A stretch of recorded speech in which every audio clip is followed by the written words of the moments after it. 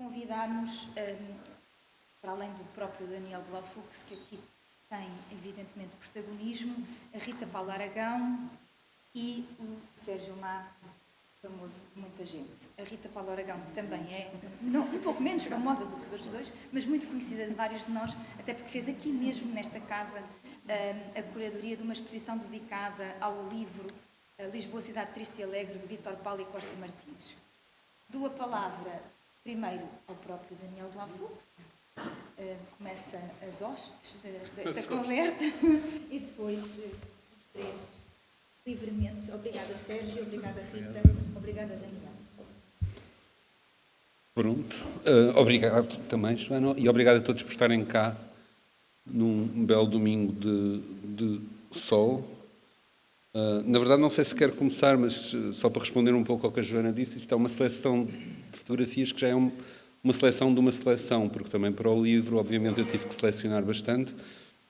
Aliás, quem seguiu na net, porque eu comecei a pôr isto durante a primeira quarentena, sim, a primeira quarentena nos Facebooks e no Instagram, tem lá mais fotografias do que já estão no livro. E aqui para a exposição, obviamente, por todas as razões, de espaço, orçamentais, obviamente, também, tive que fazer outra seleção. Porquê estas e não outras? Porque nem todas as fotografias que estão no livro são, de facto, boas fotografias. Muitas delas funcionam apenas num contexto de um fluxo fotográfico, cinematográfico, de vivências. São próprias para uma leitura do livro, e leitura aqui é importante como palavra, uma leitura de um livro sequencial, de um livro de fotografias que se seguem umas às outras. Portanto, nem todas são boas fotografias. Obviamente, para a exposição eu não queria mostrar más fotografias, não é? Ou pelo menos, se calhar estão aqui más, mas que eu acho que são más. Portanto, esse foi o primeiro, digamos, a primeira escolha. Depois tem um lado, obviamente, pessoal, instintivo, de certas fotografias, como por exemplo das duas senhoras ali no Fotomaton, que têm a história contada no livro, não vou aqui repetir, mas portanto há um lado também instintivo, de afeto, tal como as pessoas, e que também faz parte dos critérios de escolha. E depois tentei misturar muito, e isso foi muito, muito mais consciente de tudo o resto, tentei misturar muito para a exposição o pessoal e digamos, o lisboeta, o que é de nós todos, não é? E também é disso que se trata aqui, é de uma partilha de uma cidade em que nós todos habitamos, ou habitámos naquela altura, ou habitamos hoje, mas que, não sendo, é a mesma cidade. Alguns dos sítios ainda podemos encontrar, outros não tanto. E, portanto, esse foi o critério maior, que é uma mistura, e penso que isso é um critério que atravessa todo o meu trabalho, que é uma mistura do pessoal com o universal. E isso também é não tanto talvez aqui, embora eu pense que sim, mas noutros trabalhos é também uma ação política que é, nós estamos um pouco cansados de ouvir falar de coisas globais. Nós precisamos do pessoal para entender as coisas globais. Isto é, enfim, quando morrem 100 pessoas, nós precisamos de saber as histórias delas. Não nos basta ou não nos devia bastar esse número. Infelizmente basta, muitas vezes, esse número de 100. Nós precisamos das histórias. E, portanto, este global e este pessoal é onde a história do mundo se cruza com a história de cada um de nós. E não nos devemos esquecer isso, em termos históricos e em termos políticos. Também está muito patente aqui nesta exposição. E pronto, não sei se alguém... Não vou ficar aqui a falar a tarde toda com vocês a assistir. Avanço já com uma pergunta. Olha. Que é para devolver. Pronto, não são todas as do livro, há uma seleção por vários motivos, é evidente. E depois chegamos aqui, elas estão dispostas de uma certa maneira. E essa disposição também há de ter uma história. Podes ser tu a tentar contar uma história, portanto aí pode ter um lado mais cinematográfico, ou simplesmente ser uma questão estética. E eu gostava de perceber, desde o princípio que fiquei com curiosidade, quando entrei aqui, pensei, porquê isto assim? Está bem claro que temos as horizontais e as verticais, e essa parte a gente chega lá. Agora o resto é uma questão de equilíbrio? Não é só assim. Aliás, se calhar a Joana não contou nas nossas antes das nossas conversações formais ou informais ou o que foram, a Joana convidou-me e eu instintivamente disse que não. Porque um livro não é uma exposição, de facto. São coisas completamente diferentes. E não queria exatamente transformar uma coisa que eu achava que estava bem feita, enfim, passa a modéstia. De facto, fiquei satisfeito quando o livro saiu, nem sempre acontece, e não queria dar cabo do livro com outra coisa ainda mais em cima. E, portanto, disse à Joana absolutamente que não, nem penses, etc, etc. E até se calhar fui um pouco mal educado, não conheço a Joana assim tão bem, mas pronto. Mas depois comecei a pensar o que é que poderia ser, de facto, uma exposição que não das mesmas fotografias, ou de algumas das mesmas fotografias, mas que não reproduzisse o livro. Daí logo uma opção, não haver textos na exposição, não há nenhum texto na exposição, é uma exposição de fotografias, mas ao mesmo tempo criar também um outro, que não o mesmo, fluxo, não é? Uma leitura em que todas as fotografias entram, isto é, podia-se ter feito aqui uma exposição mais ou menos clássica de fotografias umas ao lado das outras, não é? Mas aí cada fotografia ganha uma força individual muito maior e é muito, e todos nós fotógrafos fazemos isso, é muito dizer, olhem para esta fotografia que incrível é que é. Não é? E é isso que eu não quero que vocês olhem e digam, eu quero este cruzamento, onde tudo se cruza. Ali aquele senhor na tasca, que ainda tem uma faixa negra de luto, que é uma coisa que se perdeu, está a apontar para o rabo daquele menino lá em cima. Portanto, aqui há um relógio na Brasileira que passa 1 hora e já estamos no Rossio. Portanto, há leituras aqui que eu criei que são... Não é? Há ali uma menina com uma cara muito branca que está a olhar para o palhaço rico do circo. Eu tentei criar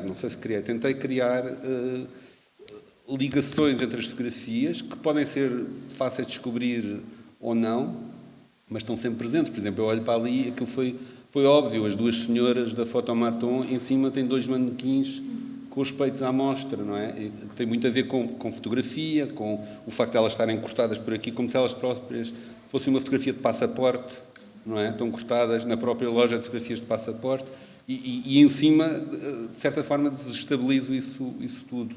Mas o que eu não queria era fazer, e foi esse o meu medo quando a Joana me convidou, fazer uma exposição em que agora pegava nas fotografias do livro e dizia, pronto, isto são as boas fotografias. Porque isso é uma coisa que se calhar nunca me interessou muito, a boa fotografia, mas de certeza que hoje em dia não me interessa mesmo nada. Era exatamente isso, respondeste exatamente ao que eu queria saber, exatamente essas relações entre uma... Muito bem, um belo resultado. Não, mas é exatamente essas relações, mas traz-tu noção de que passa uma sensação, pelo menos a mim, este livro é muito Daniel Blaufuchs, tem muito o teu cunho. E depois chega-se aqui, e tu quiseste fazer diferente e fizeste, mas também passa a mesma sensação. E isso, eu não sei se tu tens essa percepção de que passas essa ideia, e que isso é bom, isto é um elogio, não deixas claro preocupado. Para mim é importante, eu estava com muita curiosidade, desde o momento em que vi o livro e depois que soube que ia haver a exposição, estava com muita curiosidade de ver como é que tu ias... Como é que se resolvia isto? Como é que se resolvia isto? E de facto... O livro é parte da exposição e de facto está ali. Portanto, está lá fora, obviamente, mas está aqui... Está um exemplar para as pessoas poderem consultar enquanto estão a ver a exposição. Mas eu não queria que fosse necessário ter o livro para perceber a exposição e não queria ilustrar o livro, não é?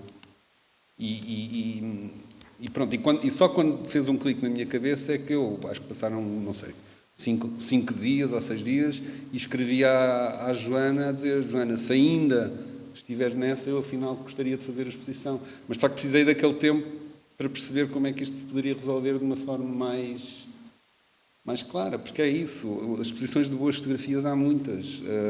O que eu acho que é mais complicado é fazer exposições em que as fotografias contam todas elas a mesma história e, no entanto, contam todas elas histórias diferentes e que nós deixamos de olhar para... O problema da fotografia é sempre este, olharmos para a fotografia e não sentirmos a fotografia. Sentimos o que está dentro da fotografia. Portanto, isto são coisas diferentes, não é? É a camada fotográfica, e nós muitas vezes olhamos para uma fotografia que ótima fotografia, que linda luz na fotografia, o que é que aquela pessoa está a fazer na fotografia. Mas aí estamos a olhar para o papel fotográfico, não estamos a olhar para dentro da fotografia. E esse é o grande problema da fotografia. E aqui o que eu queria era exatamente isso, nós esquecemos que isto são, enfim, pedaços de papel, poderiam ser ecrãs imovíveis, mas que entrássemos dentro do que está na imagem, que é completamente diferente do que olhar para uma fotografia. Sim. E quando as fotografias estão singulares na parede, raramente nós damos esse passo, pelo menos pela minha experiência. E isto, claro, que é diferente de fotógrafo para fotógrafo e de trabalho para trabalho.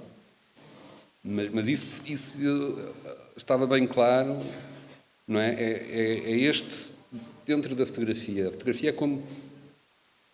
É tipo... Como é que isto chegou aqui? Como é que esta pessoa, ou esta imagem, ou o que está... Nem há esta imagem, é o que está na imagem, entrou na minha sala de repente. Não é? E era isso que eu queria traduzir. Sendo que eu olho para estas fotografias, por causa da distância do tempo, como fotografias de outra pessoa.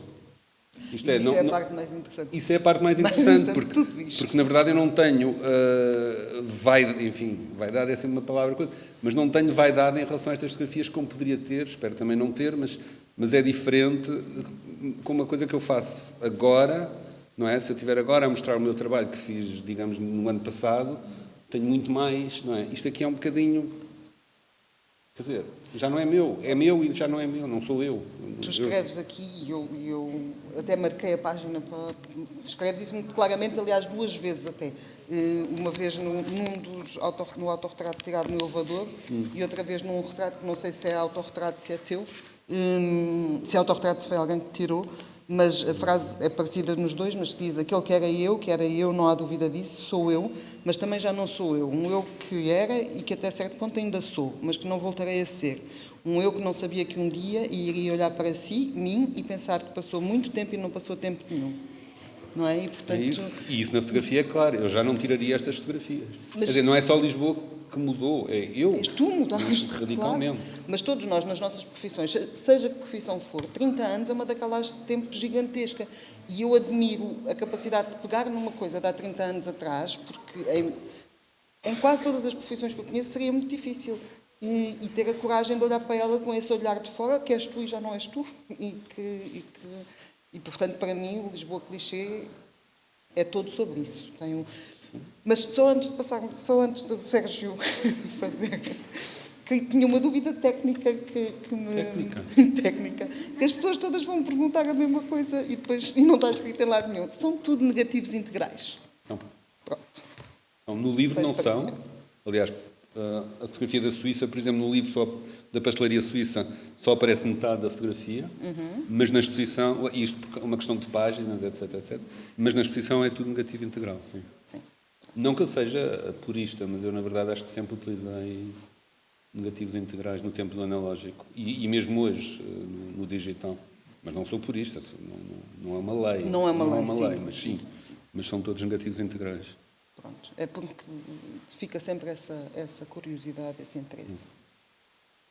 E agora o Sérgio está aqui por variadíssimas razões, mas o Daniel saberá explicar muito melhor do que eu porquê e, portanto, introduzir o Sérgio nesta... Não mais ninguém.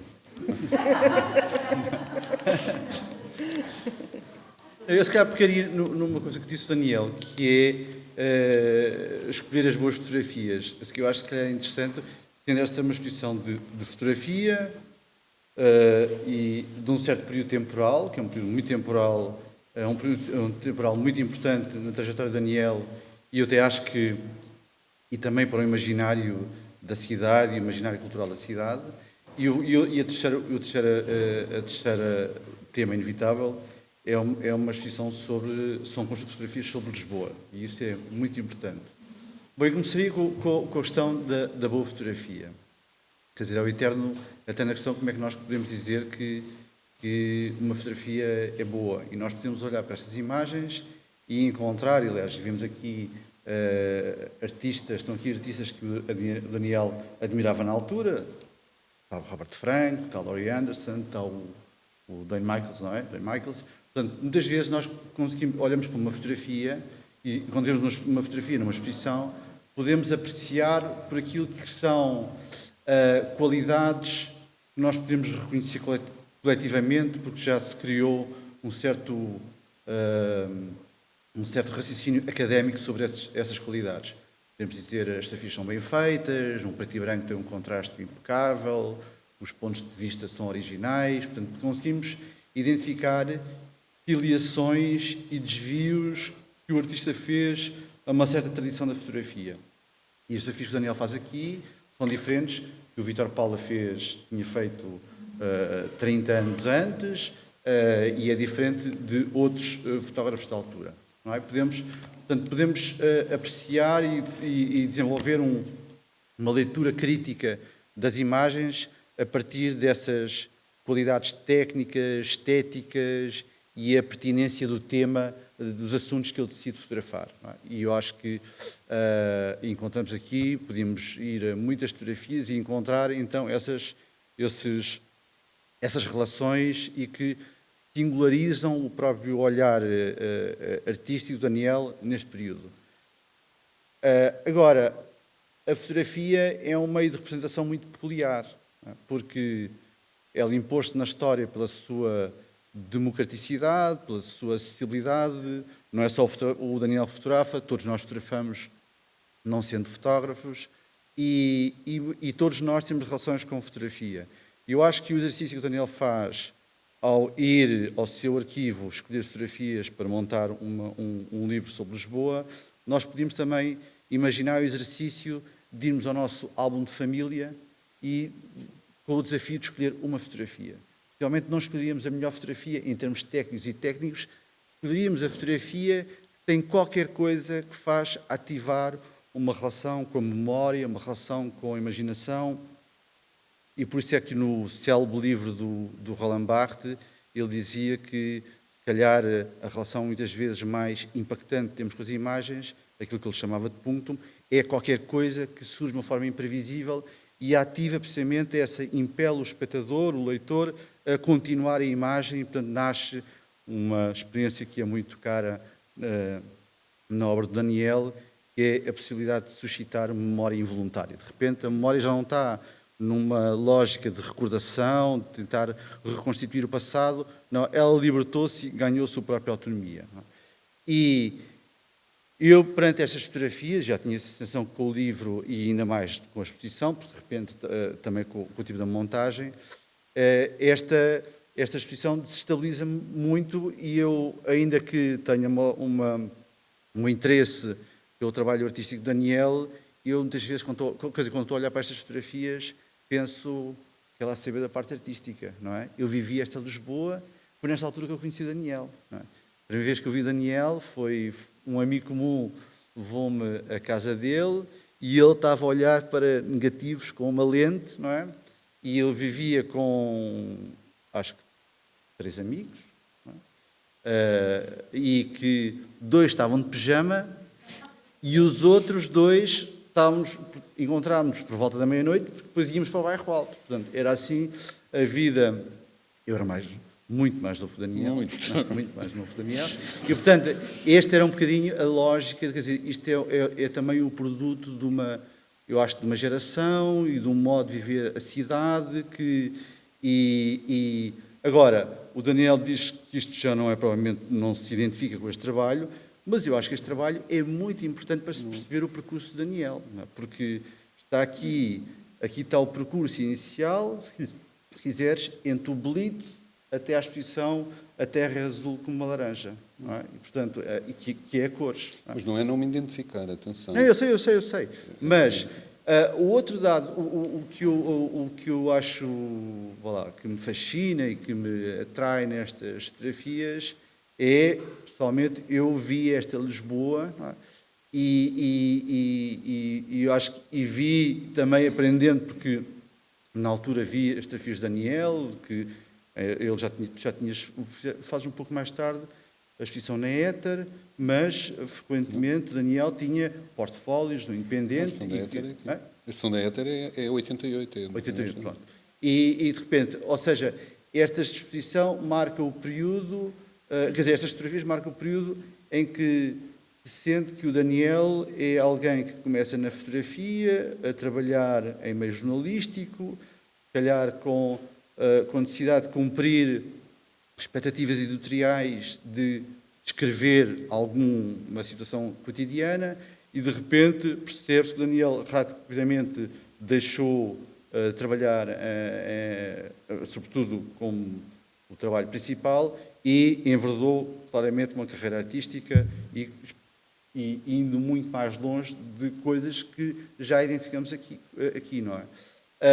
A outro dado que eu acho particularmente interessante sobre estas fotografias, e eu acho que é interessante que tenhas feito esta escolha, se nós me lembrarmos de Lisboa entre 86, 87 e 88, não é? Estamos a falar de uma cidade 12 anos, 13, 14 anos depois de 25 de Abril. Não é? Era uma cidade triste, como tudo, não é? E eu acho que é fascinante que tu tenhas feito uma escolha que já há um sentido de humor, há uma ironia, não é? Quer dizer, não está aqui, reparem, em 86, 87, Lisboa estava cheio de bairros de lata, não é?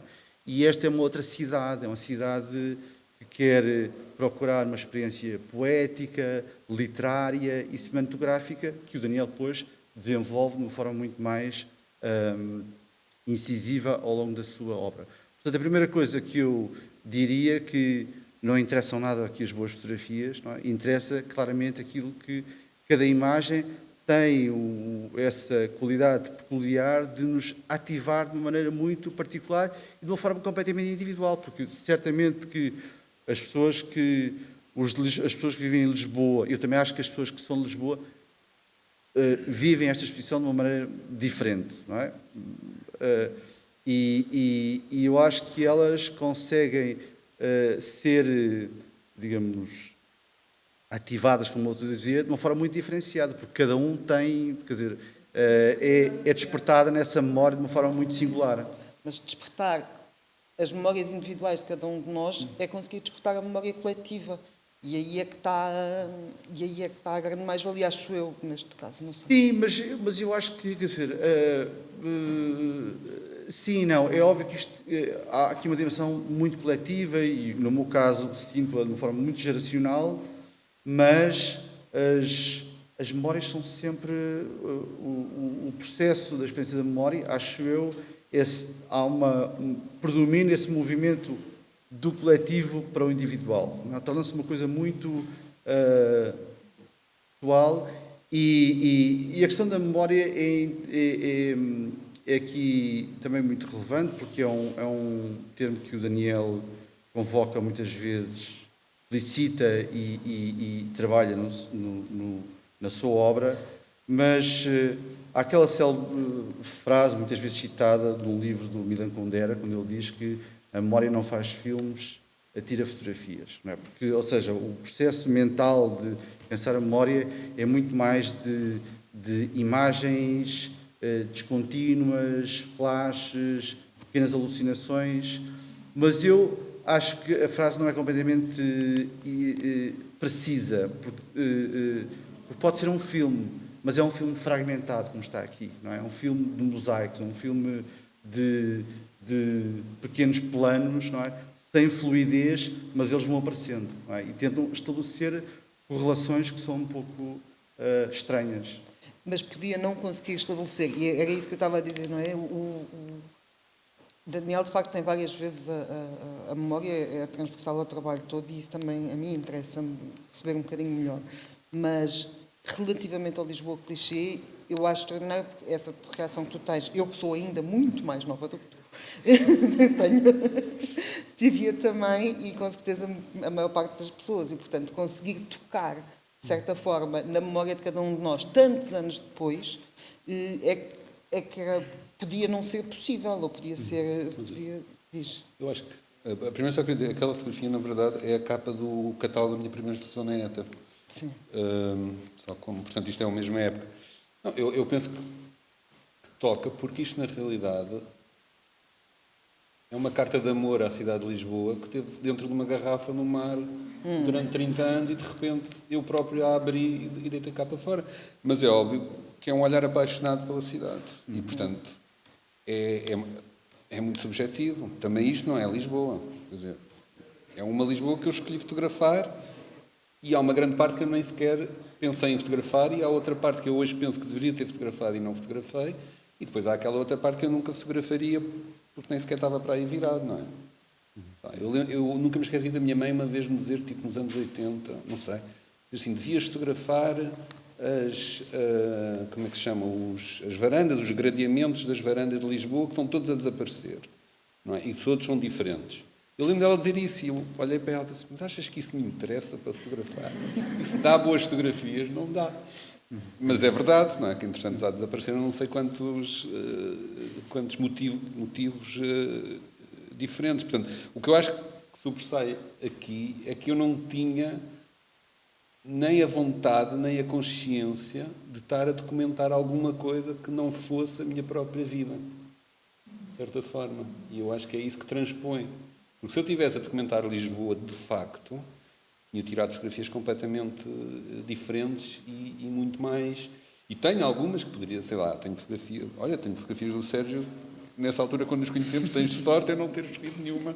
Não sou aqui. Eu não sou aquele. Mas essa coisa, se eu tivesse consciência do que estava a fazer, que não tinha, e hoje também não tenho, na verdade, mas acho que isso é importante dizer, porque isso daria uma carga completamente diferente ao trabalho. Inevitavelmente. Claro. Não é? Mas eu tenho dúvidas quando tu dizes que isto não é Lisboa. Eu acho que... É Lisboa. Bom, nós podemos ter aquela discussão filosófica, as coisas são aquilo que nós sentimos em relação às coisas, não é? E o que é interessante nestas fotografias é de que eu não sei nomear, não sei dizer o que é, porque os poetas e escritores sabem dizê-lo muito melhor, essa sensação que se tem sobre Lisboa, não é? Que é, se é a melancolia, se é... uma frase do Pessoa, ou do Saramago, ou do Helder, ou do Herberto Helder, são muito mais exatos do que aquilo que eu quero dizer. Mas hoje estava de manhã a pensar o que é que podia pensar sobre esta conversa e estava-me sempre a lembrar o que é que nos faz sentir certas coisas sobre as cidades. Quer dizer, as cidades têm, muitas vezes, os territórios e os lugares têm essa qualidade de despertar uma sensação. E, não sei porquê, lembrei-me da obra de um artista, aquela célebre peça do Olafur Eliasson, o Weather Project, que ele fez na Tate, aquele sol. E lembrei-me uma coisa que nunca mais esqueci, que ele disse que na pesquisa para aquele projeto tinha lido um estudo sobre literatura inglesa que mostrava que, sistematicamente, de uma forma muito frequente na literatura inglesa, bem como cenário Londres, havia vários relatos em que pessoas se encontravam na rua em Londres e quase sempre havia alguém dizia: hoje o tempo está especialmente mau, não está? Portanto, havia esta obsessão com o tempo e o que acontece com Lisboa e a imaginação em torno de Lisboa, eu acho que as pessoas que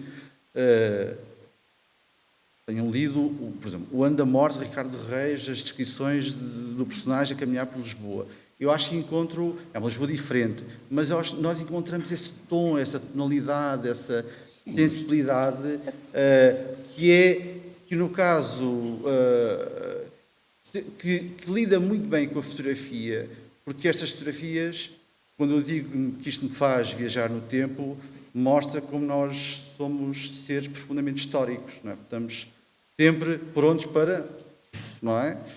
Para viajar pelo tempo. Sim, mas é sempre a minha Lisboa, tal como o livro do Vítor Paulo e do Costa Martins. Eu não acho que eu não vivia a Lisboa daquele tempo, obviamente, mas eu não acho que aquilo seja a Lisboa daquele tempo, porque naquele tempo já havia todas estas avenidas e não estão no livro, não é? E penso que, sim, tu dizes, hoje todos fotografamos, na altura ninguém fotografava, estou a exagerar, salvo eu, o Álvaro Rosendo e a Inês Gonçalves, e se a Inês Gonçalves ou o Álvaro Rosendo fossem agora escolher as suas fotografias de Lisboa, sairia uma exposição completamente diferente, nem melhor nem pior, possivelmente, Há muito mais mas seriam na outras altura. Lisboas. Claro, não, mas estou a dizer hoje em dia tu estavas a dizer, e é verdade, todos nós temos a sensação de ter uma máquina fotográfica no bolso. E naquela altura não tínhamos, ter uma máquina fotográfica, não lhe chamaria propriamente um privilégio, mas era uma opção, era uma escolha, andar com a máquina fotográfica. Não é? E isso mudou, isso é que mudou completamente. Mas isto para dizer apenas que cada pessoa, cada fotógrafo, cada escritor, cada poeta tinha uma Lisboa diferente, que sente cruzada, obviamente, não é? Mas dizer que isto era Lisboa, tenho dúvida. Na verdade, por isso é que eu chamei ao livro Lisboa Clichê, que é uma ideia que eu tenho de Lisboa. Mas que vai ao encontro das nossas. Mas que vai ao encontro da que nós temos de Lisboa e acho que era isso. Vai ao encontro Sérgio estava a de dizer. nossas, mas se calhar que estamos aqui hoje e temos talvez ideia, e estou a falar pelas pessoas que não conheço, portanto, se calhar até já está aqui alguém que discorda completamente. Mas alguém que morasse em Sacavém ou em Odivelas tinha um Lisboa completamente diferente. Claro. Um lisboeta que naquela altura não frequentava o bairro Alto, etc., ou nunca tinha posto os pés dentro do cinema Éden, porque ia um cinema pequenino que havia nos bairros, não é? O Cine Pátria em Chabregas, que também está no livro, por exemplo, teria outra Lisboa, ou outro tipo de Lisboa, como hoje também há imensas Lisboas. Não é? Eu no outro dia fui, em 2 dias completamente diferentes, na mesma semana, desci do Campo Pequeno até ao Rossio a pé. Só ouvi falar português nas suas variações diferentes, não é? Cabo-verdianos, angolanos, etc. E, presumo eu, mandarim, enfim, algum tipo de chinês. No dia seguinte, ou 2 dias depois, fui do Chiado até ao Saldanha a pé, Avenida da Liberdade, e só ouvi falar de japonês, italiano, de francês. E não ouvi uma única vez português, porque está tudo naquela... Pronto, das lojas de luxo que hoje existem na Avenida da Liberdade. São 2 Lisboas que estão a 100 metros uma da outra, não é? E são completamente diferentes. E é uma experiência completamente diferente. Sim, provavelmente quem for fotografar Lisboa agora apanharia essas 2, não apanha outras mais periféricas, que são aquelas que são as do nosso cotidiano. Só que esta que está aqui era do cotidiano da altura. E o Sérgio estava a dizer, e com toda a razão, que estávamos a sair num tempo muito difícil ainda não tinham passado anos suficientes, mas eu olho para estas fotografias e passa-me muita sensação de futuro. Não sei se por o Daniel ser muito jovem na altura, se por, de facto, estar a começar a haver uma certa descompressão. Penso que no fim dos anos 80, princípios dos 90, acontece sobretudo na classe média e média alta, começar a haver alguma descompressão que se vai sentindo e que vai invadindo e que dá esta não sei, esta vida à cidade, esta nova vida à cidade. E é muito interessante isso. Eu tinha regressado da Alemanha e, portanto, eu não só estava a descobrir a cidade, porque não a conhecia, tinha saído daqui com 10, 11 anos, portanto, obviamente não conhecia o bairro Alto. Era um sítio, quando eu era miúdo, de marinheiros e prostitutas, não se ia ao bairro Alto, não é? Era perigosíssimo. E, portanto, estava não só a descobrir a cidade, como estava a descobrir a fotografia, como estava-me a descobrir a mim próprio. Portanto, todas estas 3 coisas fazem que isto exploda, de certa forma. E, de facto, é isso. Éramos a primeira geração depois da Revolução, não é? Éramos a primeira geração que se podia divertir, de certa forma, que já era demasiado, talvez, visto de hoje, apolitizada, portanto, que estava a distanciar da coisa da política, não é? Eu lembro, eu vivi o 25 de Abril com 10 anos, qualquer coisa assim, mas lembro que a pergunta na escola antes era qual é o teu clube de futebol e depois do 25 de Abril é qual é o teu partido político. Quer dizer, pronto, e de facto nós entramos numa época, no fim dos anos 80, em que a política já não tinha a importância que tinha antes, não é? E talvez estejamos agora a sair um pouco, infelizmente, a sair dessa ideia de que a política é uma coisa que não nos diz respeito, porque nos diz imenso respeito. Mas estávamos fartos, de certa forma. Não é? E estávamos acabados de entrar para a União Europeia, atenção, nestes anos, que entrar em 84, 86, sim. E portanto, há de repente, o que nunca houve. Portugal entra que ano? Eu penso que formalizei em 84 e depois entre 85 e 86. Sim. Não, que havia positivismo no ar, havia uma esperança. Aliás, todas as pessoas que fazem hoje, que estão nas artes, no teatro, etc., e que são desta geração, nós olhamos hoje assim a pensar, mas na final nada mudou. Naquela altura achávamos que tudo ia mudar. Havia a nova dança em Portugal, havia novos grupos de teatro, havia a música, obviamente, eu só pus aqui os Pop del Arte, mas havia inúmeras outras bandas, e de repente parece que nada, em termos financeiros, nada mudou, continuamos pessimamente, temos muito menos sítios de teatro e de dança do que naquela altura, do que aqueles que surgiram naquela altura, portanto, mas que havia um otimismo e esperança, havia. E ainda por cima éramos todos muito novos, não é? Portanto, juntava-se tudo. Sim, e havia uma abertura, não é? Esta Começaram geração. a vir pessoas estrangeiras com quem se podia falar das mesmas coisas. Não havia internet, obviamente, mas a internet eram os bares e os cafés do bairro alto, para nós. Que era de tão certa novo forma. que até era...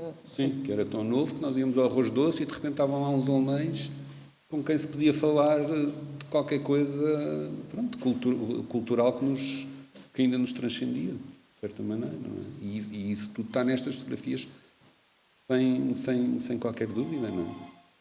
Mas isto também é próprio da juventude. Se calhar o que seria interessante agora perceber era o que é que tu sentiste que ocorreu nesta altura, entre 88 e 92, quando faz a exposição no Lixerpa, e começa a usar a cor e faz um tipo de exposição completamente diferente, não é?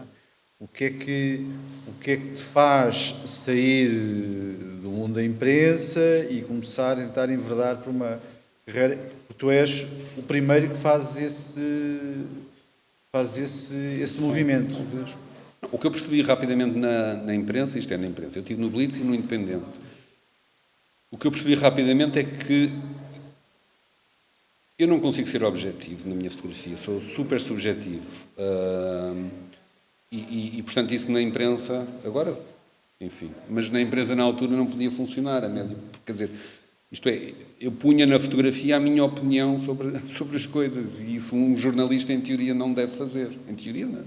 E na prática, não é? Um jornalista tem que tentar ter alguma distância com o seu assunto. Sim, mas apesar de tudo, no Independente, uma das qualidades do Independente foi precisamente dar um papel à imagem que não era de ser ilustrativo. Sim, não, havia o uma Caderno notícia. 3 que me foi empurrando para lá e eu próprio fui-me empurrando também para o Caderno 3, mas no livro, por exemplo, está uma fotografia do Cavaco Silva, que é uma pessoa que eu penso que é abominável e sempre foi, e tentei que aquela fotografia demonstrasse isso um pouco, não sei se isso transparece, não é? Quando eu ponho aquele candeeiro em cima da cabeça, mas não, é a minha opinião e continua a ser, e apanhámos com ele 16 anos e é por isso que ele está no livro, de facto, para esta geração. Mas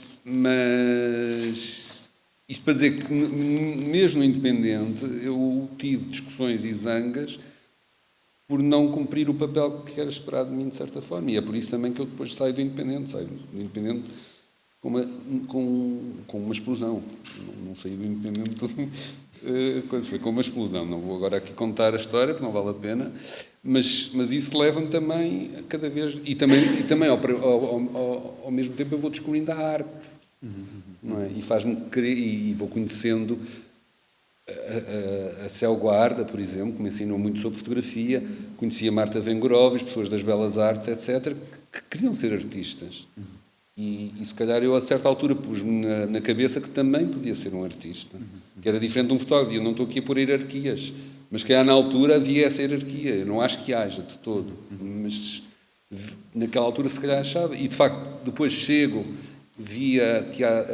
na verdade, eu fiz um trabalho para o Teatro Nacional Dona Maria, quando foi renovado, quando foram as grandes obras do teatro, que o Ricardo Paes me tinha conhecido, enfim, através de um colega meu do ar, que era o Leonardo Simões, que hoje faz direção de fotografia para o Pedro Costa, está sempre tudo ligado, e fizemos um trabalho. Eu montei um laboratório num quarto em minha casa e fizemos um trabalho para o Ricardo Paes para o teatro, a fotografar o Anatole do Schnitzler. E era terrível, porque estava tudo cheio de pó, as fotografias tudo cheio de pó, porque eu não conseguia ter aquilo minimamente limpo em casa, e enfim, o Ricardo Paes, já ia dizer Ricardo Reis, não, mas o Ricardo Paes foi querido porque nos pagou, mas ao mesmo tempo insultou-me, a dizer que eu nunca iria ser fotógrafo, de certeza, e o problema das fotografias de teatro é que não é, aquilo é tudo escuro, e portanto qualquer coisinha de pó... Duas explosões na tua carreira. Não foi bem uma explosão, mas ao mesmo tempo, o que é engraçado, o Ricardo Paes apresentou-me ao Luís Serpa. galerista, para quem não sabe, da Galeria Cómics e que, infelizmente, já falecido. E foi o Luís Serpa, uma vez, numa discussão, porque eu tinha muitas discussões com o Luís Serpa, tipo aquelas discussões de casal em que se dizem as verdades. E o Luís Serpa, no meio de uma discussão, que provavelmente era por qualquer outra coisa, não sei o que, o Luís Serpa disse assim, sim, porque tu és um artista. E eu fui para casa e disse, porra, ele disse que eu era um artista. E pronto, e a partir daí a coisa levou-me para o outro lado. E ainda trabalhei com o Luís Serpa há muitos anos e muitas discussões. E depois agora temos o Lisboa Clichê, que é o trabalho de um artista sobre o trabalho de um fotógrafo. No fundo, sim. No fundo, sim. É isso que faz este No fundo, livro. sim. Mas esta escolha também é a escolha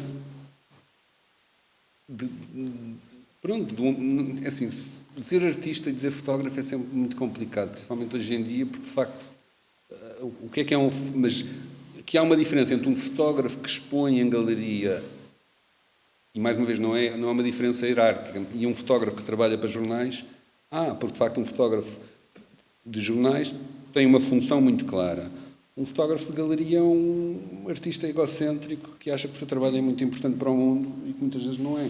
Pronto, mas esta diferença é muito grande e tem a liberdade total de fazer o que quer. Mas a hierarquia... Tem a liberdade, e isso é uma coisa que eu prezo muito, é ter a liberdade total de fazer o que quer. Mas a hierarquia dissolve-se por si mesma, porque mesmo que haja uma hierarquia e ser artista seja mais importante que ser fotógrafo, ser um ótimo fotógrafo é muito mais importante do que ser um péssimo artista. Sim, portanto, também, naturalmente, não, as pessoas encontram o seu eu até sítio, acho não que é? um bom fotógrafo tem um papel importantíssimo nesta Também sociedade, porque precisamos documentar o que se passa à nossa volta. E a fotografia nunca envelhece exatamente porque o tempo vai sempre mudando, E não é é? cada Vai sempre vez alterando, mais. portanto precisamos sempre de novos fotógrafos que só queiram ser fotógrafos. E cada vez é mais difícil ser, porque tendo em conta que todos nós temos uma máquina fotográfica no bolso. Portanto, cada vez o trabalho deles é mais exigente para conseguir marcar a diferença. Aliás, um dos grandes problemas dos fotógrafos, que são bons fotógrafos e devem ser bons fotógrafos, é muitas vezes aquilo que me aconteceu a mim, é acharem que podem ser artistas e aí subvertem o seu trabalho, que era incrível como fotógrafo. E isto eu vejo muito, e não estou a falar de Portugal, eu vou para a Rifotô e vejo muito isso, porque metemos na cabeça que ser artista pronto, é mais, temos mais, devemos mais espumante nas inaugurações. Mas, Daniel, mas voltando a este tempo, agora vamos então falar de arte fotográfica. Ui, Tu tens essas duas ideia... palavras juntas. Exato.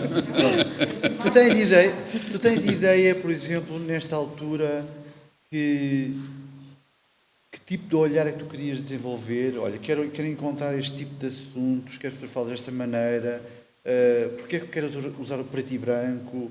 Ou seja, consegues-te lembrar que decisões é que tu tomaste que iriam traçar, digamos, a linha do trabalho do ponto de vista estético e técnico? Assim, há duas razões óbvias para o preto e branco. Uma é que eu estava a trabalhar para um jornal, não é? E, portanto, seria sempre a preto e branco. Não havia ainda praticamente revistas. A outra era... Revistas a cores. Havia praticamente... A Marie Claire e isso surgem depois disto.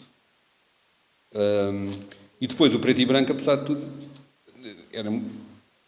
era muito mais económico, não é? Fazer diapositivos na altura era uma fortuna.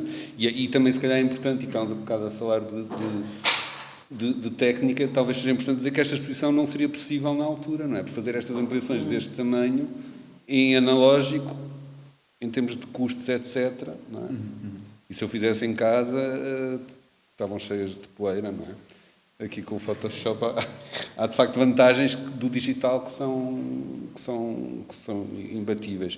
Mas, portanto, essa escolha... Agora, está aqui o Robert Frank e o Duane Michaels, mas eu vejo aqui outros olhares de outros fotógrafos que eu desconhecia na altura, não é? Está aqui o Morayama, o Stromholm, ali na... Sim, há várias influências.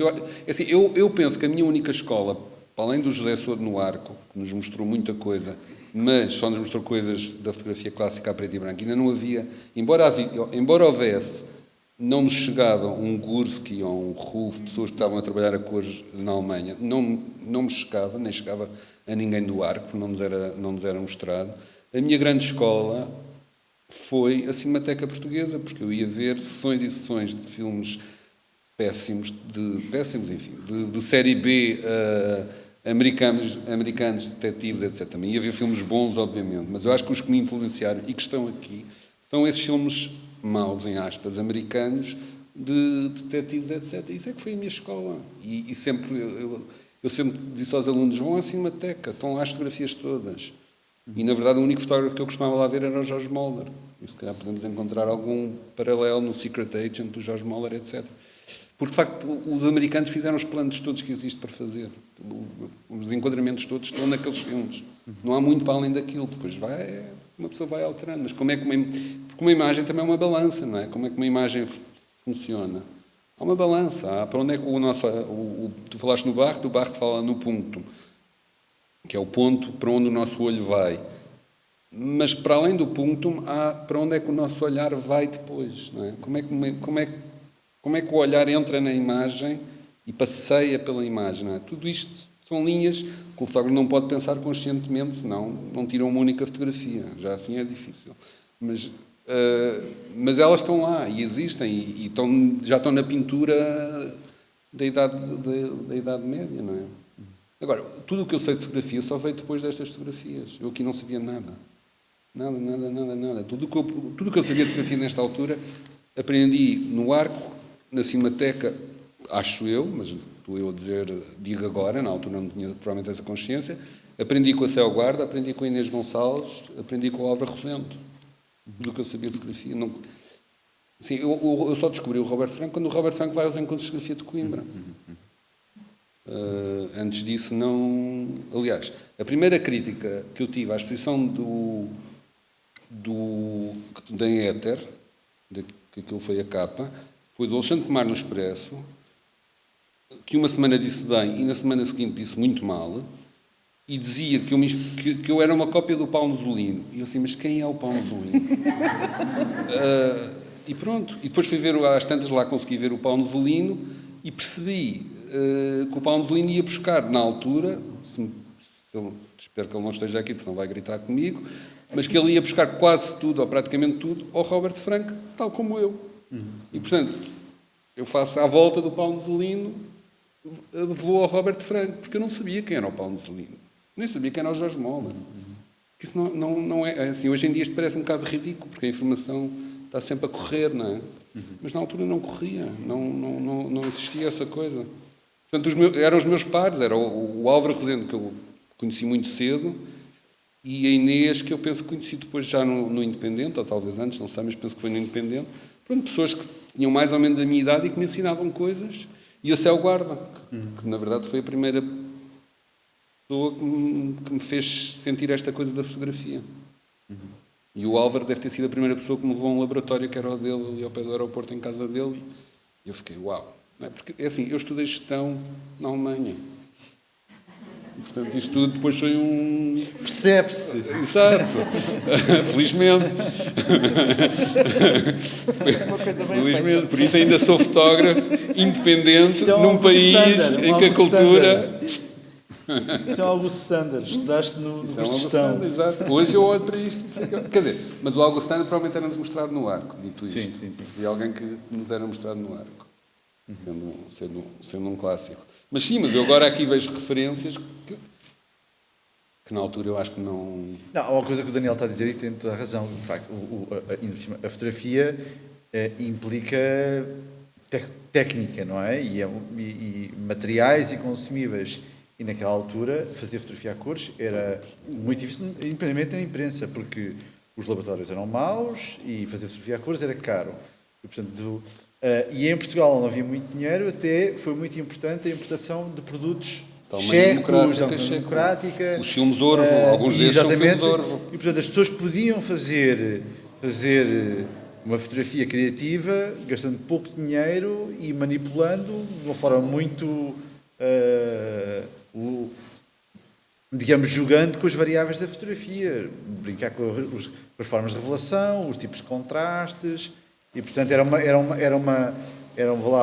artisticidade muito dependente das condições técnicas que estavam disponíveis. Foi perfeito teres dito isso agora, porque era a coisa que eu queria perguntar a seguir e que não estava propriamente a colar, mas tem exatamente a ver com questões técnicas.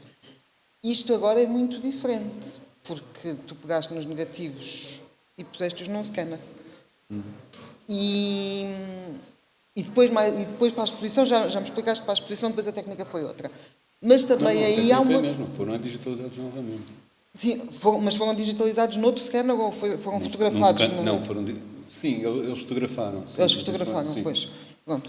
Mas a questão é, também estes são, já falaste em Photoshop, no caso das poeiras, etc., mas também estes são manipuláveis a nível de contrastes, a nível do que tu queres da imagem, da exposição, como farias em laboratório, naturalmente. Mas que surpresa, trouxe-te alguma surpresa este novo processo pelo digital, que já terias feito com outras coisas, mas aqui... Assim, Não trouxe, porque as fotografias, de facto, têm... Acho que em português não se diz pristine. Não, surpreendeu-me, de facto, daqueles negativos daquele tamanho, muito maltratados, porque foram revelados por mim, na altura, enfim, alguns deles já foram mal fixados, alguns deles, portanto, já têm um certo amarelado, etc. Conseguir-se tirar este poder todo que cada imagem tem. E lá está. Eu escolhi esta montagem, como estávamos a falar há bocado, mas há aqui algumas fotografias que, se forem vistas sozinhas, de facto têm um power que não tem a ver necessariamente, e não estou a chamar a coisa para a minha fotografia, tem a ver, de facto, com a possibilidade que existe no digital de fazer um negativo deste tamanho, ou maior, podia-se fazer isto maior. Sim. Agora, o que eu trabalhei as fotografias trabalhei-as da mesma forma que trabalhava na altura, isto é, eu sempre procurei muito os contrastes, os escuros, etc. Até parece que estou a falar mal sempre de algumas pessoas, mas não estou. Mas o Gerardo Castelo Lopes, fotógrafo, uma vez deu uma entrevista, penso que foi no próprio Independente, já eu tinha saído lá ou não, em que dizia que a fotografia portuguesa parecia, e estou a citar, portanto não me levem a mal, parecia o rabo de um negro numa mina de carvão fotografado sem flash. Foi isto que ele disse da fotografia portuguesa. Exatamente porque o Paulo Novelino, eu, etc., trabalhávamos muito com o preto, coisas assim. E as fotografias dele eram muito claras. Mas isso era o que procurava. Aliás, as fotografias que são mais pessoais aqui, eu acho que senti isso, que é ali aquele casal em contraluz na Biblioteca Nacional, é a taça de chá e a cafeteira, e depois há uma da Estação do Rossio, que eu não vejo daqui, mas há de estar ali também de um casal em contraluz, ou pelo menos duas sombras. Isso era o que eu procurava para mim, era aquele contraste. E há uma senhora numa cabine na estação do Terreiro do Paço, que depois tem uma cabine telefónica com um senhor que mal se vê. Isso era o que eu estava a procurar na fotografia. Portanto, o que eu agora fiz foi trabalhar as fotografias, depois digitalizadas, da mesma forma que trabalhava na altura no laboratório. Na altura, pronto, para quem não sabe, havia o papel tinha contrastes diferentes, havia de 1 a 6, 5. De 1 a 5, de 1 a 5 e, portanto... 0 a 5. Havia 0. O Sérgio é mais novo, tem melhor memória. E, portanto, trabalhava-se o contraste, escolhia-se o papel consoante o contraste, e era assim que se aumentava o contraste. E eu, de facto, usava sempre os papéis mais contrastados, e depois até saía um papel universal que se metia aos filtros, etc. E isso era muito sábio. Portanto, a única coisa que eu fiz agora foi trabalhar as imagens da mesma forma que teria trabalhado na altura. Só que tudo isto hoje em dia é mais fácil, não é? Faz um teste, uma impressão. Na altura fazíamos no laboratório e gastávamos rios de papel. A grande vantagem de eu ter conseguido entrar no Blitz e ter conseguido entrar no Independente era que podia gastar papel e não tinha ninguém Quer dizer, não tinha eu, porque eu, de facto, provavelmente nunca teria sido fotógrafo se não tivesse tido a possibilidade de experimentar. Agora, também, eu não sei como é que entrei no Blitz, não me lembro. Sei que entrei no Independente pelo Jorge Colombo, no número 0 do Independente. Mas eu aí já tinha fotografado para o Blitz, portanto já tinha alguma experiência. Portanto, entrei com algum mérito no Independente. Agora, como é que eu cheguei ao Blitz? Não sei. Talvez uma conversa de bairro alto com o Rui Monteiro, assim, que na altura era diretor, ou era chefe de redação. Mas pronto, tive sorte, sem qualquer dúvida. Não? Tive sempre muita sorte na vida. Não a deitaste fora. Sim, mas isto para dizer que se não tivesse tido isso, eu não sei se... Porque, de facto, o custo dos materiais na altura, como o Sérgio estava a dizer, era tudo importado. Aliás, também acho que foi o Gerardo Castelo Lopes que disse, e disse muito bem, a única coisa portuguesa nas fotografias era a água, na altura. Não, porque o papel era importado. O revelador da Kodak era importado, o fixador era importado, o ampliador era importado, as luzes eram importadas. Na verdade, não havia nada, pronto, nacional. E tudo o que era importado era caro, mais na altura do que hoje, em termos de relação também por alfândegas e essas coisas, porque não havia comunidade europeia, ou se havia, ainda não havia espaços abertos, etc. E pronto, isso para dizer que a grande coisa de ser fotógrafo ou ser artista em geral é ter o luxo de experimentar. E, portanto, quando perguntamos porquê é que há artistas incríveis num país incrível, não sei o quê, porque provavelmente tiveram a liberdade e o dinheiro para poderem experimentar durante o tempo suficiente para se tornarem artistas incríveis. Essa é a única, não será a única, mas é uma das boas razões. Claro que um artista de estômago cheio é sempre está mais à vontade do que um artista de... Claro, Não. é evidente. É evidente. Olha, nós, se calhar, também gostávamos de saber se alguém tem alguma coisa a perguntar ou não. Sim. Estamos abertos. Temos ali... E enquanto vem ali o...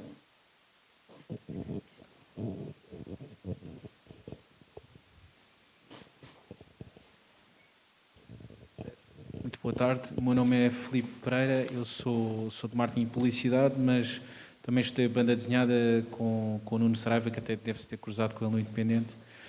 Pronto, e eu gostei muito da exposição, porque cresci nos anos 80 e fui adolescente nos anos 90, e atualmente até estou a trabalhar num projeto de banda desenhada que tem muito a ver com rock e muito com... Eu vou procurar andar a gravitar um bocadinho desta altura que foi também o boom do rock português e da música portuguesa, que foi os anos 80. Pronto, eu vi no livro que havia várias referências aos Pop Del Arte, aos Rádio Macau, aos próprios Capitão Fantasma. Pronto, as fotos já são bastante reveladoras e são uma ótima fonte de inspiração.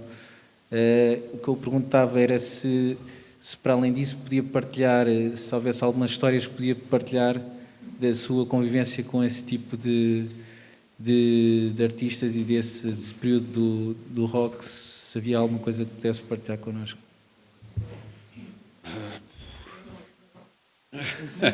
Não vou partilhar as drogas, não, estou a brincar. Não sei, a música sempre, quer dizer, sempre, própria daquela idade também, obviamente tinha um fascínio pela música, tinha um fascínio pelos músicos. Fui muito amigo, como eu digo no livro, do Luís Saraiva, o Licas, que era baterista dos Pop Del Arte e que caiu, suicidou-se, do quinto andar. Eu falo nisso no livro. E fui muito amigo dele e foi ele que mostrou muitas coisas o Zeco and the Bunnymen, Orange Juice, Pronto, lá está, voltamos à mesma conversa, isto soa sempre um pouco coisa. Mas hoje em dia nós vamos ao Spotify e descobrimos tudo. Na altura tínhamos de ter alguém que nos dissesse o que era bom, porque senão não chegávamos lá. Ou íamos para a cabine na Valentino de Carvalho tentar ouvir uns discos, mas ao fim do terceiro disco o senhor dizia não pode ouvir mais, porque ainda nos... Ouvindo o som da frente, exatamente. Mas pronto, portanto fui bastante próximo dos Pop Del Arte, por via do Luís Saraiva, que vinha na realidade da Jovem Guarda, que é um grupo hoje esquecido, e do Nuno Rebelo dos Mulher e Fadá, mais do que qualquer outro. Por exemplo, eu tenho fotografias dos Chutos, mas decidi não incluir, embora fosse a banda no momento, mas eu, na verdade, nunca tive assim tanto fascínio pelos Chutos e pontapés e nunca os acompanhei, enquanto os outros acompanhei. Inclusive, vi o último concerto dos Mulher e Fadá, que foi na Bienal como é que chamavam? As Bienal dos Jovens, que fomos à Argélia, e que foi o último concerto deles. E também foi interessante porque eu levava as minhas fotografias para mostrar e nunca ninguém me pediu, portanto estive na Argélia sem fazer nada e coisa, à conta do Ministério da Juventude na altura. Mas, não sei, poderia contar um monte de histórias, mas também mais tarde fiquei mais próximo do Pedro Gonçalves, agora também falecido do José de Combo e do Totrido. Mas eu sempre senti uma admiração, não só por músicos, mas por atores e por bailarinos que têm a coragem de se expor em palco. Eu acho isso incrível, na verdade. Acho absolutamente incrível. Não sei, em pequenina a minha mãe levava-me aos concertos, que havia uns concertos ao sábado no São Luís, concertos clássicos, que eram muito aborrecidos para mim. E eu acho que a única coisa que eu tinha na cabeça era se teria coragem de levantar ir para o palco fazer disparates, não é? E pronto, e claro que nunca iria fazer, mas essa coisa de subir para um palco e estar à vontade num palco é uma coisa que eu sempre admirei muito e continuo a admirar. E às vezes vou ver coisas e não me pergunto já não pergunto já não. Às vezes não me pergunto se gostei ou se não gostei, simplesmente acho incrível as pessoas conseguirem fazer aquilo, serem absolutamente livres em cima de um palco. E portanto isso também passa pela música, não é? E acho que, sei lá, se eu pudesse escolher o que é que eu poderia ter ou o que é que eu não poderia ter sido, adoraria não ter sido pianista, uma coisa assim, portanto uma coisa ligada com a música. Agora, e voltando ao da bocado, também na música havia um grande otimismo, havia, e hoje também há, de certeza, mas bandas incríveis portuguesas aqui, bandas no bairro, não é? Portanto, pessoas com que nós podemos tocar e falar, como hoje também há, de certeza, e não vou estar aqui a dizer, não, o que mudou foi a minha idade, não é? As bandas continuam com as mesmas idades. Mas isso era incrível, e o João Peste começou a editora, foi a primeira editora independente, penso eu, a Ama Romanta, a tentar descobrir estas pessoas todas, que fez um duplo, ou mesmo triplo álbum, com um concerto, que na altura eu também fotografei isso, e que reunia essa gente toda. Portanto, esse entusiasmo da música, e não sei, assim, a geração antes também tinha já o Sérgio Godinho e o Zeca Afonso, mas que na verdade provavelmente só saem para o público, digamos, depois, provavelmente não, de certeza, depois da Revolução verdadeiramente. Mas não era uma coisa que eu ouvisse em casa, não é? Eu venho de uma família com raízes alemãs, portanto não se tocava Sérgio Godinho ou Zeca Afonso em minha casa, nem sequer Chico Buarque ou Caetano Veloso, infelizmente, não é? Porque vim a descobrir mais tarde e são coisas que eu realmente amo. Mas aquela coisa de podemos gostar e adorar de música que se faz na nossa cidade é uma coisa também incrível. E pronto, eu queria estar próximo deles, eu queria estar ali. E a máquina fotográfica também é uma desculpa, não é? Para nos podemos imiscuir, eu podia bater. Assim, não tem nada a ver com isto, mas eu fui a Marrocos, a Tanger, bater à porta do Paul Bowles, um escritor que eu admirava muito. E eu não teria outra desculpa, senão também era tímido, mas mesmo que não fosse, quer dizer, qual é a minha coisa de ir bater à porta de alguém? A máquina fotográfica serve para isso, servia, hoje em dia já é, enfim. Mas naquela altura servia para isso, não é? As pessoas abriam-nos a porta porque tínhamos uma razão. E a razão era a fotografia. O que é que eu ia dizer mesmo ao João Peste, que é uma pessoa da minha idade, o que é que eu lhe teria dito na altura? Gosto muito da tua música, gosto muito do que fazes. Não teria... Não é? E depois tornámos-nos muito amigos, mas penso que o início foi... Ele fazia música, eu gostava da música, eu queria-lhes tirar fotografias. E a certa altura eles tinham interesse também nas minhas fotografias porque começaram a precisar de fotografias. Não é? Aquela fotografia, aliás, que está ali dos Pop Del Arte. E eu escolhi os Pop Del Arte por uma razão. Eu tendo fotografias de outras bandas, porque eu acho que os Pop Del Arte até hoje são a melhor banda portuguesa. Continuo a achar. Pronto, mas isso tem a ver com os gostos e não tem nenhuma ciência. Mas aquela fotografia foi capa do Blitz na altura. E pronto. Sei lá, podia ter um monte de histórias, mas... Boa tarde, obrigada. Gostei muito da intervenção dos três e por trazer estas memórias também, porque eu sou de Lisboa e vivi estes anos e estava a olhar ali para uma fotografia aqui da frente, que é o incêndio do Chiado, não é? Obrigada por ter trazido, porque eu acho que isso alterou também essa zona. E depois olhar, era só perguntar como é que sentiu, não é, ali, porque eu também não fiz fotografias, mas fiz outras coisas, não é? A pessoa escreveu, eu estava também com um grupo, também escrevi. Mas é realmente impressionante ver aqui a 24 de julho, por exemplo, não é? Que é trazer aqui estas coisas. Eu não vi ainda a exposição, eu entrei. Pronto, era só estas duas para não tirar também possibilidade de outras pessoas. E obrigada por trazer estas memórias a quem ainda viveu e vive aqui há uns anos 80 e depois do 25 de Abril, não é, que foi falado, que também eu acho que deve ter mexido, não é? Eu esse independente com tudo, não é? Obrigada por ter sido também tão aberto. Obrigado eu.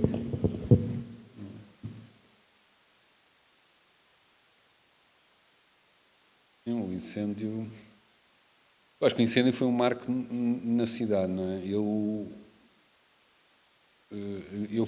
cheguei lá muito cedo porque me telefonou um amigo que estava a sair, já não me lembro, eu tenho isso no livro da Capital ou do Kremlin, uma coisa assim, e de repente o teatro estava a arder e ele telefona-me, tínhamos aquela coisa de telefone fixo. Por acaso lembro perfeitamente do momento de atender o telefone. E aliás, eu pus 2 fotografias do incêndio de Chatal e outra. Não consegue ver daí, mas pode ver depois. Porque foi um marco nesta cidade, e para mim, obviamente, que foi um... Quer dizer, não sei, entre a adrenalina de tirar boas fotografias e a tristeza de ver o que estava a acontecer, acho que eu próprio tive ali um baque muito grande com o que aconteceu. Mas acho que todos os lisboetas tiveram. Era possível destruir esta cidade e não numa guerra, não é? Porque Lisboa, felizmente, é uma cidade que nunca sofreu guerras, nunca sofreu nada desse género, mas é possível destruir uma cidade. Mas visto de hoje, o que aconteceu no Chiado aconteceu num dia aquilo que iria acontecer de uma forma ou de outra, a verdade seja dita. Enfim, talvez o palacete, onde era os armazéns de Chiado, não tivesse sido destruído da forma como foi pelo incêndio, mas talvez fosse, pois destruiu muitas coisas da cidade na mesma forma. Acelerou acelerou de certeza um processo que era inevitável. E não sei, eu no livro digo um pouco, nas entrelinhas, quer dizer, nós nunca soubemos realmente se foi fogo posto ou se não foi fogo posto. Os trabalhadores todos perderam um emprego naquele dia e nunca foram readmitidos porque simplesmente aquelas empresas deixaram de existir, etc, etc. Portanto, havia muitos interesses também no incêndio do Chiado, e não quero com isto dizer necessariamente que foi fogo posto, mas na verdade não sabemos realmente, mas que aquilo foi ao encontro de muitos desejos imobiliários desta cidade, foi, sem qualquer dúvida.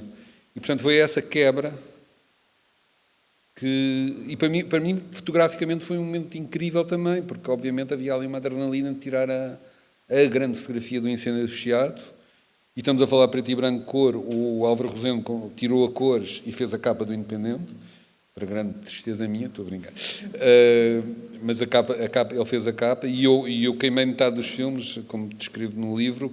Estava tão, enfim, não sei se emocionado é a palavra certa, me aconteceu uma coisa que nunca me aconteceu na vida, que foi um rolo caiu para o chão na câmara escura, que se chama escura por alguma razão, e eu acendi a luz para procurar o rolo no chão. Portanto, a maior parte do meu trabalho do incêndio de Chiado, na verdade, desapareceu. E a fotografia que está ali, a outra, mostra isso, porque se vê a sombra do próprio negativo. No Independente. E eu chorei naquela altura. Agora, se chorei pelo incêndio, se chorei pelos negativos, eu acho que chorei por tudo.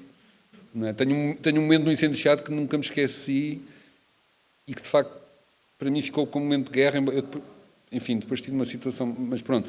Mas eu lembro de estar encostado onde hoje é tipo a Muji, encostado a um prédio, para estar o mais afastado possível dos edifícios em frente, que era o Grandela, para conseguir apanhar tudo, e naquele momento explode uma bilha de gás. E eu senti a pedra tremer atrás de mim.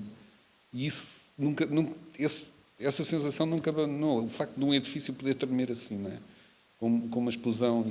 É muito assustador, é como, enfim, não sei quem é que já viveu um terremoto, e isso, de facto, nós sentimos a nossa fragilidade muito, muito, muito facilmente. E ali eu senti... Portanto, essa mistura toda de sensações num único dia, foi muita coisa. E o que é que eu fiz no dia seguinte, por trabalho de jornal Independente? Vim ao Museu de Lisboa fotografar a maquete que está ali de Lisboa antes do terremoto.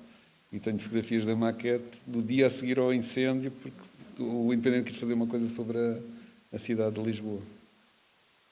Nós falámos aqui muito sobre fotografia, mas nem falámos tanto da parte escrita do livro, mas também a parte literária é muito importante aqui. E quando quando esta senhora falou da fotografia do Chiado, eu lembrei-me logo disso, para mim é a parte mais tocante do livro todo, não só pela história que tu contas, mas pela maneira como a contas. Para quem veio ver a exposição, de facto, é importante, mas também é importante ler o livro, quem não comprar, que o consulte, de facto, e que leia algumas páginas para ter uma ideia do que é esta obra. O livro de consegue forma dizer essas geral. coisas, não é? Consegue dizer as coisas, por exemplo, do incêndio de Chiado, que as imagens não... Assim, aquela coisa como uma fotografia vale 1000 palavras, eu acho que uma palavra vale 1000 fotografias na maior parte das vezes, não é? E, portanto, neste sentido, o texto é importante também para olhar para o quê? Tens o telefone.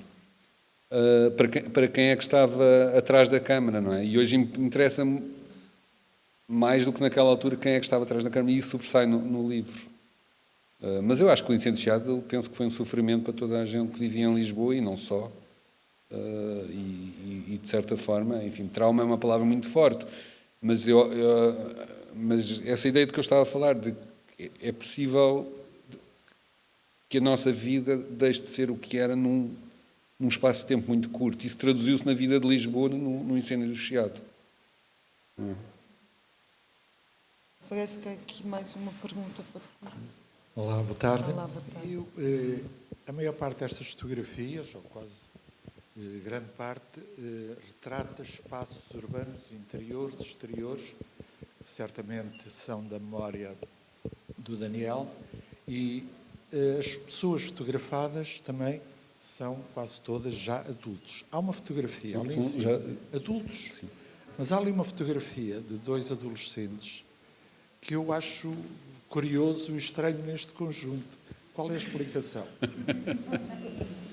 Essa fotografia foi feita, na verdade, para um jornal que foi o primeiro jornal das festas da cidade, inventado pelo Luís Miguel Castro, que é um designer gráfico que eu conheci exatamente para esse trabalho, e que fizemos um jornal chamado LX90, porque foi em 1990, da qual também faz parte aquela fotografia dos Rolling Stones com o Diário de Notícias inventado. Como lá está no livro, quem vê a exposição pode pensar que aquele jornal existiu, mas aquele jornal nunca existiu. O que se passou, pronto, eu depois já passo outra vez aos miúdos, não me vou esquecer, mas o que se passou foi que os Rolling Stones, por iniciativa eu penso que até foi o Miguel Portas, se não estou em erro, na Câmara de Lisboa, quando o Jorge Sampaio era presidente da Câmara, conseguiu trazer o primeiro grande concerto a Lisboa.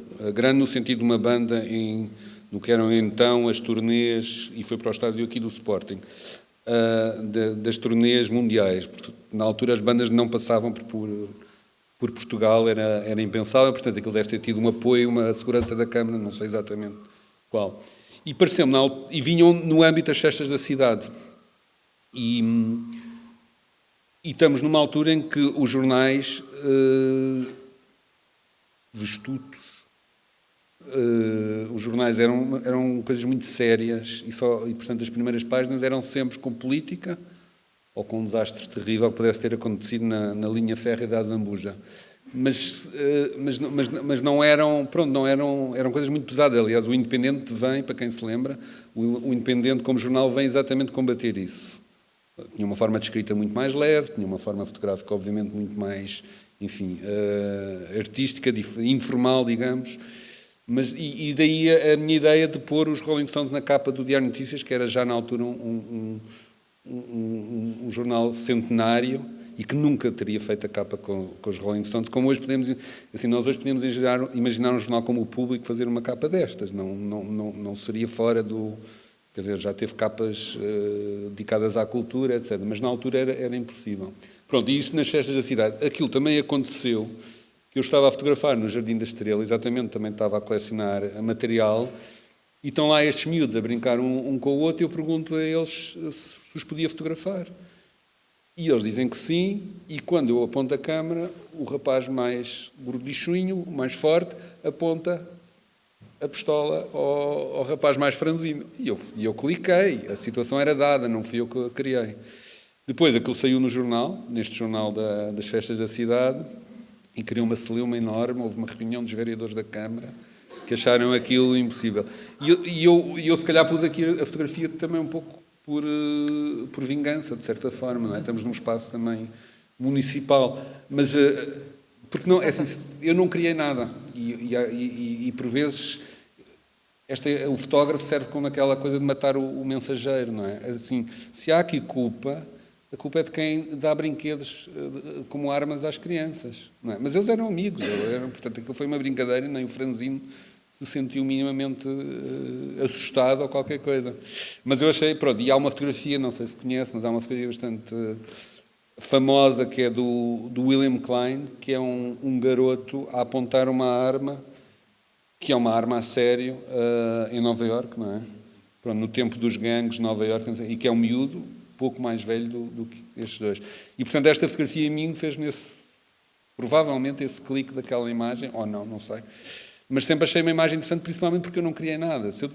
Eu nunca teria posto esta imagem, já nem digo se tivesse eu levado as pistolas, que não teria levado, mas nunca teria feito a imagem dizendo ao miúdo, aponta agora a arma, não sei o quê. Não, eu lembro que eles, de facto, estavam naquela brincadeira e pronto, foi uma coisa normal. E se calhar a fotografia aqui é um bocadinho diferente, mas também era Lisboa e como digo, se calhar também é uma pequena vingança e teimosia minha ao fim destes anos todos, poder mostrar a fotografia também e se calhar ela hoje cria reações completamente diferentes. Mas acho uma fotografia muito divertida, apesar de tudo, não é? Apesar de haver o perigo em oferecer armas mesmo de plástico a crianças. Estamos a chegar ao final da nossa conversa. Okay, Resta-te coisas para dizer? Não sei, se houver pergunta. Ainda há ali uma pergunta. Peço desculpa, eu entendi mal o que a Joana... Olá, boa tarde. Meu nome é Mário. Parabéns, Daniel, pelo seu livro e pela exposição. Eu não sou do meio, mas gosto de ver fotografias. Antes de mais, só a reforçar aquilo que há pouco estava a dizer, acho que tão importantes e tão boas as fotografias que tem, acho que também é preciso ler a memória descritiva que dá vida às fotografias. Eu acho que é muito interessante olhar para estas fotografias e ver como é que as viveu, não é? Porque, de facto, acho que isso dá outra perspectiva da fotografia. Mas a minha pergunta é muito concreta. É assim, eu olho aqui para a sua exposição e vejo retratos, vejo perspectivas de Lisboa, mais zoom out, mais zoom in, vejo detalhes de Lisboa. E eu gostaria de perguntar se conseguindo desvendar um pouco o seu processo criativo. Isto é, quando vai para a rua, porque isto são essencialmente fotografias de rua, como é que é? Vai com alguma ideia, prepara-se, tira fotos, capta aquilo que lhe chama a atenção, o que é que lhe chama a atenção?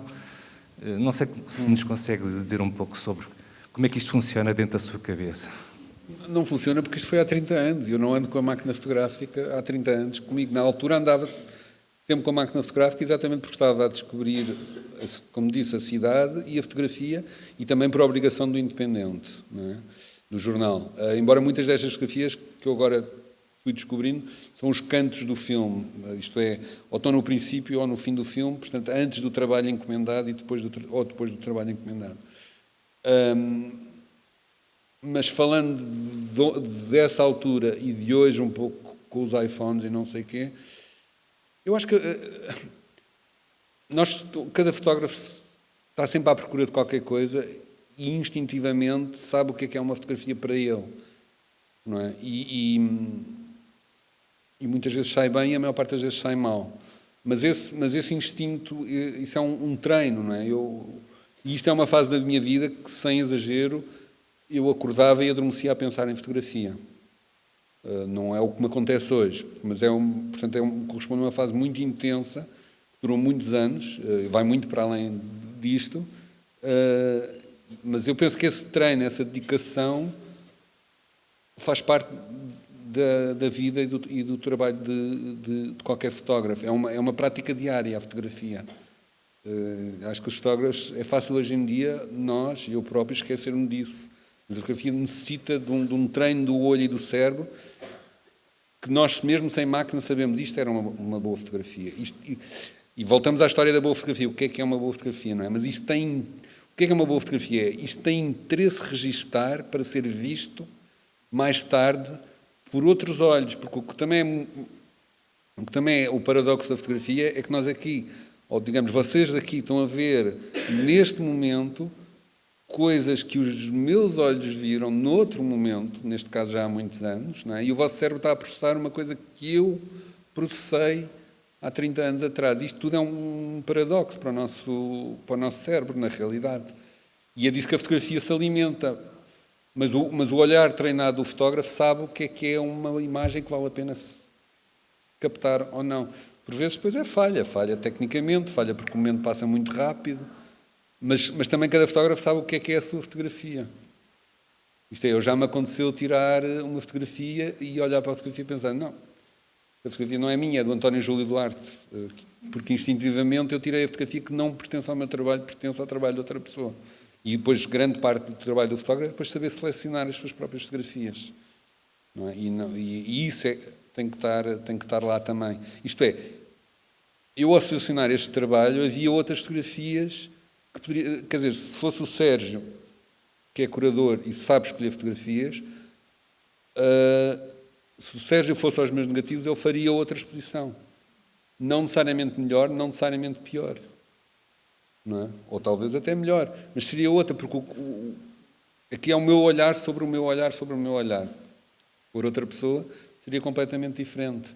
Agora, eu na altura saía à rua e fotografava aquilo que... Eu, por exemplo, esta não sei se consegue ver daí, mas esta imagem que é uma relote à noite ali ao pé da ponte, em zona de Alcântara, e peço desculpa aos que não conseguem ver a imagem, mas podem ver a seguir, mas são 3 pessoas numa relote que vende bebidas e postais ou batatas fritas, provavelmente batatas fritas, à noite ou ao princípio da noite, com contentores em Alcântara atrás, etc.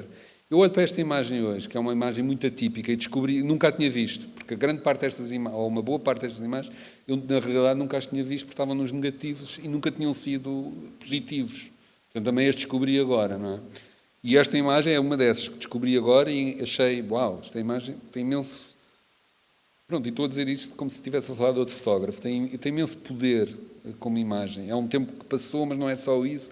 Tem ali um ambiente incrível. Mas sempre que olho para esta imagem, e para quem conhece pode talvez relacionar-se com isso, eu vejo o Peter Falk ou o Bruno Ganz no filme Asas do Desejo, do Wim Wenders, a comer uma salsicha em Berlim.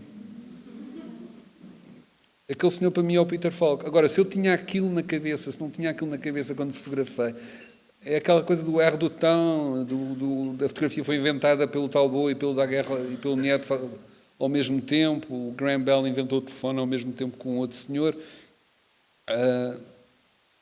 Portanto, mas sou eu que encontro as imagens ou são as imagens que me encontram a mim? Não é? Isto é, nós também só encontramos aquilo que procuramos. Se eu andar sempre com a cabeça para baixo, provavelmente vou mais tarde ou mais cedo encontrar uma moeda. Se olhar para o céu, nunca vou encontrar essa moeda, não é? Portanto, só encontramos aquilo que procuramos e isso é muito importante para um fotógrafo. Ele também tem que saber o que é que procura. Não é? Se o fotógrafo não sabe o que procura, não vai encontrar. Portanto, antes da máquina fotográfica, há de facto eu não sei se é um cérebro ou se é um coração, mas é uma mistura pelo menos dos dois. Não sei se isto responde toda a sua pergunta, mas tentei. Não faz mal, eu tenho tempo. Alguém quiser? Era isso? Não, nós estamos... Tu estás mais... Não, eu... está ali. Não sei se vocês estão com pressa. É uma oportunidade.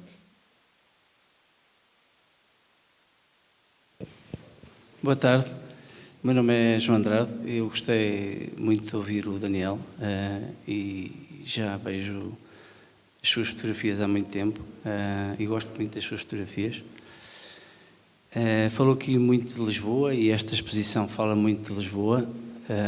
Eu não sou lisboeta, mas já vivi em Lisboa há alguns anos, mas gostava de lhe fazer uma pergunta que não sei se é fácil, de resposta fácil, mas já disse aqui que uma palavra às vezes vale por 1000 fotografias.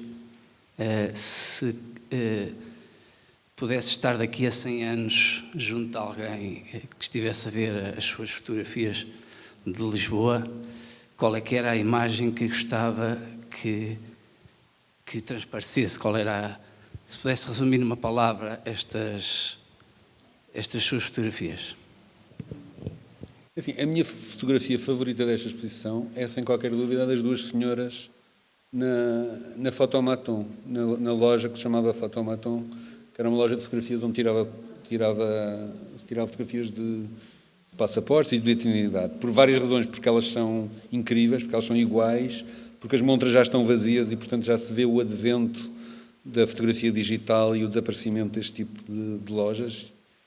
Não é só uma Lisboa que desaparece, é toda uma forma de vida analógica que desaparece. Nós falamos muito da fotografia analógica em função da digital, mas foi muito mais do que desapareceu com o analógico, não é? Deixámos de ter mapas, passámos a ter um iPhone, deixámos de comprar discos, passámos a ter Spotify e coisas.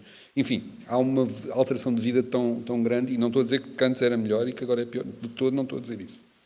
Mas é uma fotografia, seria a fotografia mais próxima. Agora, claro que há aqui pessoas que me são, ou que me eram próximas, também, não é? Mas é difícil a sua pergunta. É que eu julgo ter percebido, para além de uma fotografia, queria uma palavra. Era isso. Uma imagem é uma palavra, pronto. Uma imagem é uma palavra. Assim, há uma palavra que não se pode fotografar, por mais que se tente, que é amor, que é o mais importante. E não consigo fotografar amor. Não. Amor não é duas pessoas a darem um beijo, como a fotografia do Robert Doisneau, isso é ternura. Amor é uma coisa infotografável. As melhores coisas da vida não são fotografáveis sequer. É preciso também pensar que a fotografia não capta tudo, nem o cinema, embora o cinema tenha coisa do movimento, não é?